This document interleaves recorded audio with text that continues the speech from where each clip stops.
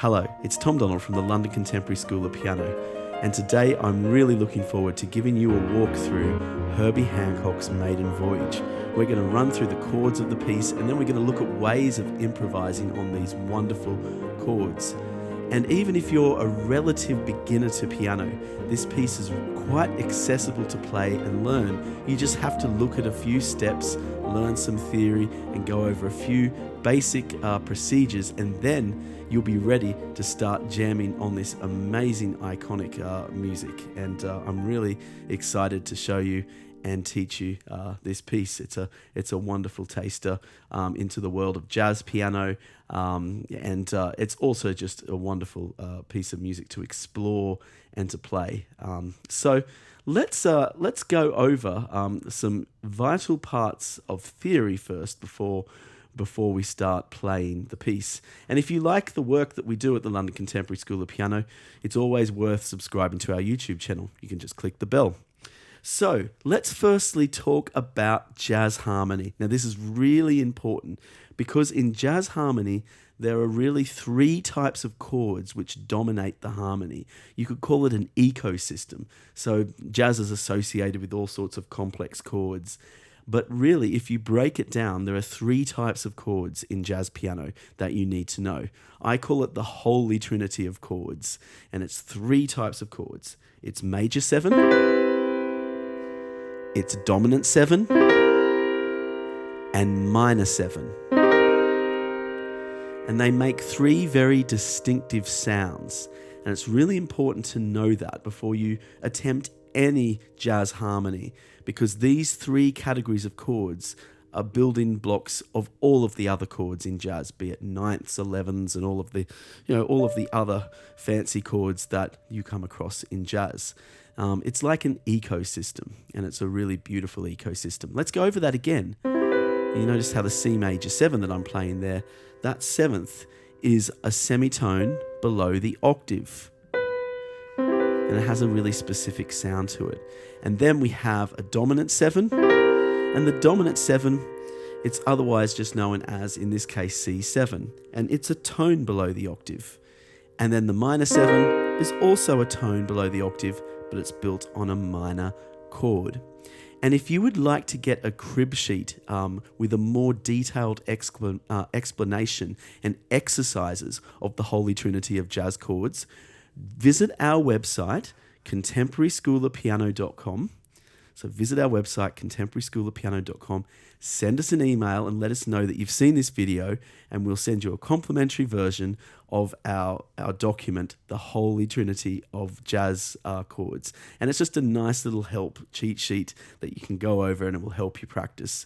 So now let's go to Maiden Voyage now, because we really needed to know about those three types of seventh chords before we could proceed. And the good news for Maiden Voyage is that there are only one type of these three chords taking place in Maiden Voyage, and it is the minor seventh chord. This piece really explores the glory of the minor 7 chord, and we're going to go over that right now. So we're going to look at two minor 7 chords right now to really explore this. Firstly, the A minor 7. So here are the notes of our A minor 7. A, C, E, and G. And the next chord we're going to play is a C minor 7. C, E flat, G, and B flat. So that's our first building block. It's just to get versed between those two chords, you could say, just getting relaxed, moving between those two chords.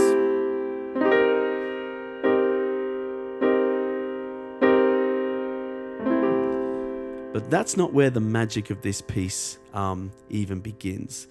It's not just the fact he's using minor 7 chords and changing them around into different keys. It's what's happening in the left hand. And the left hand creates a completely different chord.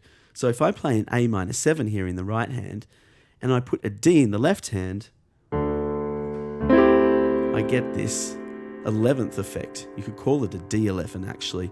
But let's just refer to it as an A minor 7 in the right with a D in the bass. It just makes our life a bit easier. Isn't that just such a great sound? And this sound is a sound we really associate with a lot of modern jazz. It's very unresolved, but at the same time, it's lush and beautiful, but unresolved. It's not unresolved and dissonant in a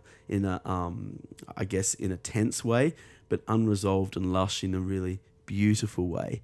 And what Herbie Hancock is doing in this piece, Maiden Voyage, is he is exploiting this trick, so to speak, to create a beautiful composition. So we have the A minor 7 in the right hand, and so the D in the left hand, that's 4 notes above the A. And you get that suspended, unresolved effect. So what if we do the same thing then on the C minor 7? So there's the C minor 7, and now I play 4 notes above the C in the left hand, which is an F.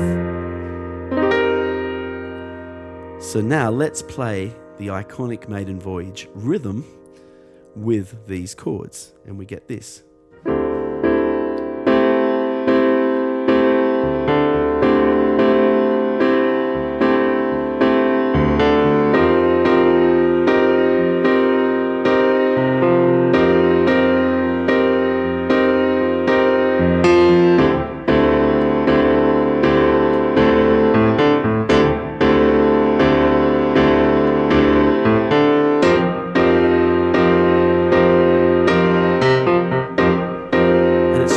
Doing that a few times. We'll do this first, just to get really used to changing between those two chords.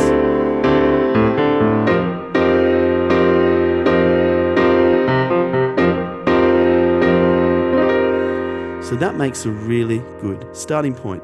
So now let's look at the chord sheet now for this, the lead sheet, and have a look at what's going on here. So we have an A minor 7 over a D.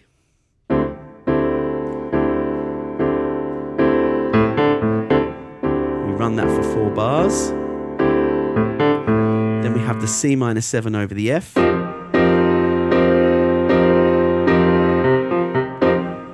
run that for 4 bars again. Then we go the A minor 7 over the D for 4 bars. C minor 7 over the F. We run that for 4 bars as well. Now this piece might only have 4 chords in it, the A minor, the C minor, the B flat minor, and the A flat minor, but they're so rich, this piece. That's what's so amazing about it. It's still so sophisticated and complex, despite it being built on these relatively straightforward principles and formulas. So the first thing I'm going to suggest you now do is the way you play these 7th chords. So this is really important. Jazz pianists tend to not play 7th chords just in a root position, like this or like this. Though it's a good way for me to demonstrate to you to start with, to show you where those chords are, it's really not the most jazz-like way to play them. We want to use inversions. And there's a really simple inversion that you can apply to these chords that you can just start with straight away. And that's having your thumb on the 7th. So for instance, I've got my A minor chord here. Now I'm just going to put my thumb on the 7th. So rather than having the 7th at the top of the chord, I'm going to have the 7th at the bottom of the chord. And I just get a much more crunchier, lush, idiomatic jazz type sound, rather than just playing it as a root chord. And so I can apply that also to the C minor 7. So it would be like this instead of this. Be like this. Okay, so let's put the bass in the left hand. You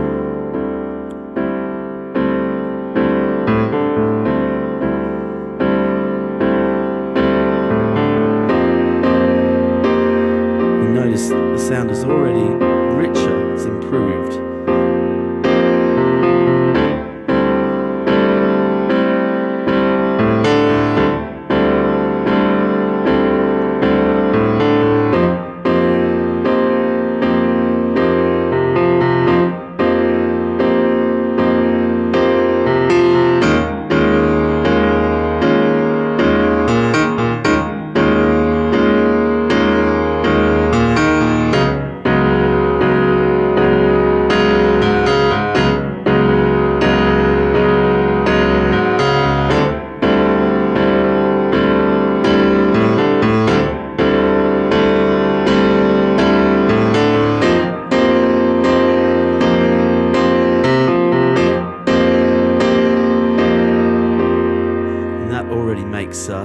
such a big difference.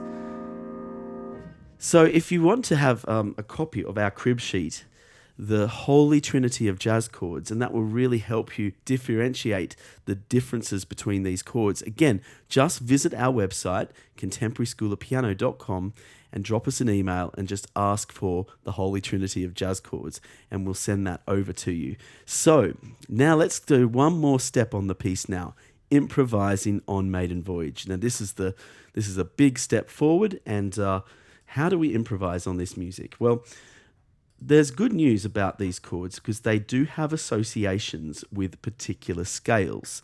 So minor 7 chords, so we have an A minor 7 here. We'll go back to playing it in root position just so I can demonstrate this point to you.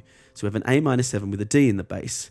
So if we play an A minor 7 chord and put a D in that chord, if we put all those notes together at the same time, we actually get a scale.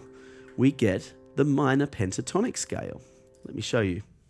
So this is the A minor pentatonic scale. And we can actually improvise on that scale. And it's the same for the C minor over the F. We can put all those notes together and we get the C minor pentatonic scale. So that's quite handy. So because we're going to be improvising in the right hand, we'll need to play these chords in the left hand. But we have a bit of a problem here because these chords have so many notes in them. How are we going to represent that in the left hand? Well, we're going to do a simple jazz trick. And this jazz trick is called rootless voicing. And it's when you take out the root note of the chord. So we're going to play just a D, a G, and a C in the left hand to represent the A minor 7 chord over the D. So we're just removing the A, because we don't need the A. It's the root note. We don't need it there. We can actually get rid of it. We're going to have the D in the bass, the G in the bass, and the C in the bass. And these sort of reduced voicings are very popular in jazz, and they're great tools for pianists to use. It takes away the formality and the heaviness of playing the entire chord. So we're going to do that in the left hand, using the Maiden Voyage rhythm here. And in the right hand, I'm therefore going to improvise in the right hand on the A minor 7, which ends up turning into the A minor pentatonic scale. And I'll apply this to all of the other chords in the piece. So here goes.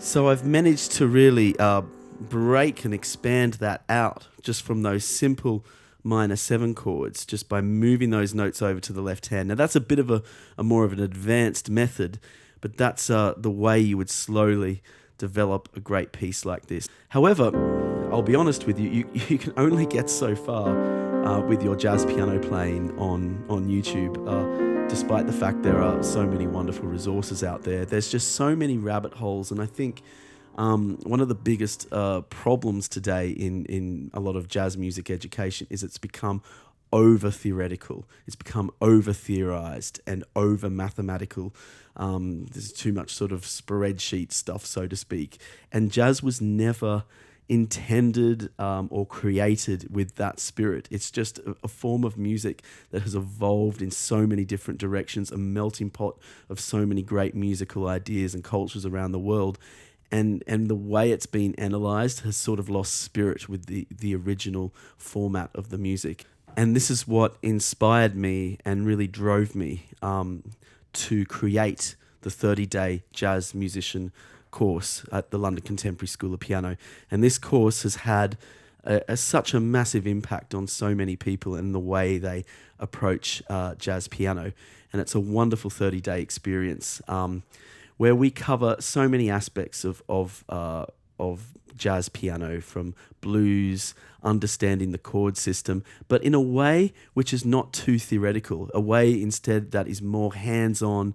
We use lots of wonderful backing tracks and templates, and I really take you through the styles of playing jazz in a far more direct, hands-on, creative and innovative way, which to me is more of a representation of what creative, holistic music making is all about. And I know that a lot of people like to try these things before they purchase them, and I think that's really important. In fact, I only want people to take this course who will really value it and will really see big changes in their playing. And that's why we're offering a 5-day demonstration of the course where you can just join for 5 days. You can try the content from the first module, the meaning of the blues, and if you like it, you're very welcome to continue. And if we don't hear from you, you don't have to continue at all. And that's it. And it's just an easy way to get a taster of the course, to just see if it's right for you. It might not be right for you, but it really covers such a wide range of levels. This is truly universal musical material. So regardless of your level, regardless of whether you're a beginner or whether you're more in the intermediate levels, I mean, if you're a complete beginner, it's probably going to be not the right course for you. But if you're already watching this video to this point, it probably means that you understood a lot of these concepts. If you understood just the formation of a few triad chords from our other videos, you'll probably be suitable for this course. And of course, you get lifelong access to all of the materials on the course.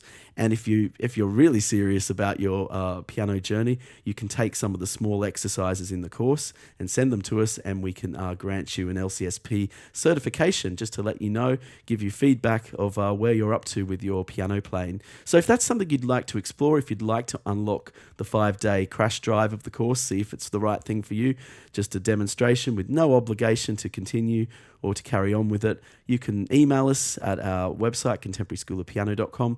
Ask for the Holy Trinity of Jazz Chord sheet anyway. And if you'd like to just trial out the course for 5 days, we'll happily grant you access, give you the password. And if you'd like to continue, we could take it from there, but there's no obligation at all. Well, the most important thing is now, I hope you had some nice inspiration today from the Herbie Hancock